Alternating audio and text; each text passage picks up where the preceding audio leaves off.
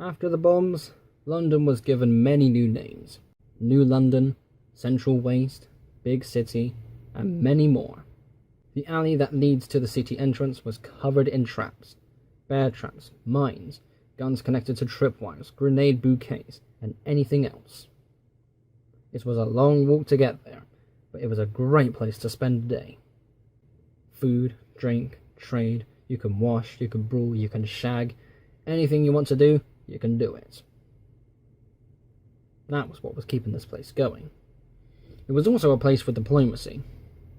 The New London Law of 2179 declared that this place were to remain as it is in order to save one of Britannia's best landmarks.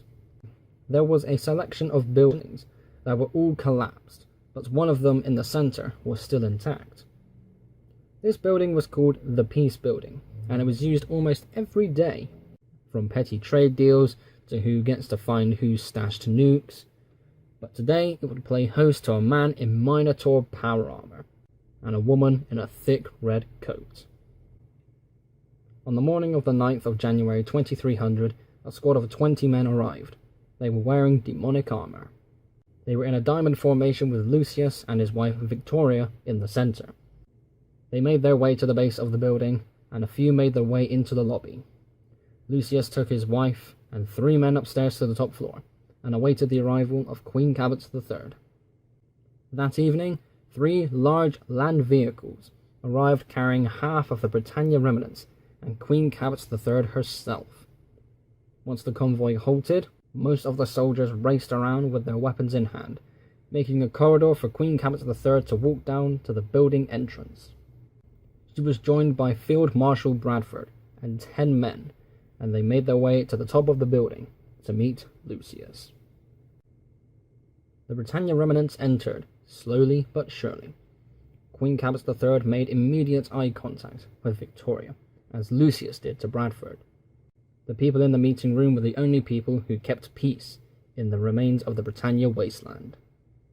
Lucius knew before Queen Cabot arrived that he would be outnumbered, but also knew that the demonic army would have a more terrifying presence. In the room at the top of the building was a long oval table, a chair at each end and 6 along each side, 14 in total. Lucius refused to leave his power armor, so instead moved a chair and took its place, standing of course. Victoria and the 3 soldiers took their seats. Lucius was somewhat reasonable. He demanded work and demanded progress. If he heard something he didn't like, he would twist the story and then open fire. He wanted the Britannia remnants to keep out of the affairs of Hell's expansion across the Britannia wasteland. His ultimate goal is to have the everyday people of the Britannia wasteland to have the technology of the past, like railways and electronics, but also wanted them to work for him. Nobody was above Lucius, and he made sure of it. Queen Cabot III was not one for negotiations.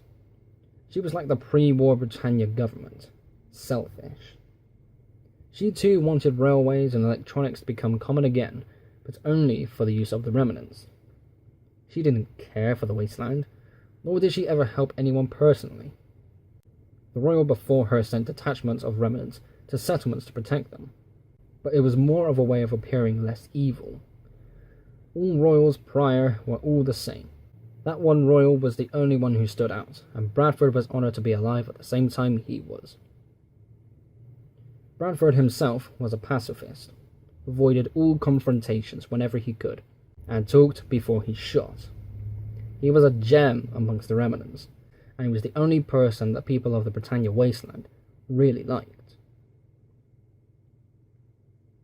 Queen Cabot III sat in the middle of the oval table, demanding that Lucius would be moved to sit opposite her. Lucius was standing in the middle of one side of the table.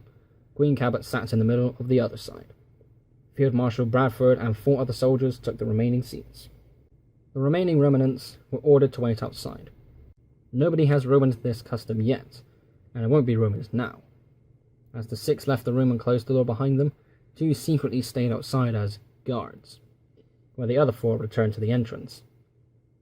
By the door, one of them grabbed a small microphone-looking device from his pocket and turned it on so they can listen to what was going on the other side of the door. The others slowly paced forward to the top of the staircase to prevent anybody else coming up. The remnants weren't going to let Lucius and his hell pigs get anything good from this negotiation. In fact, they wanted any excuse to try and kill him today.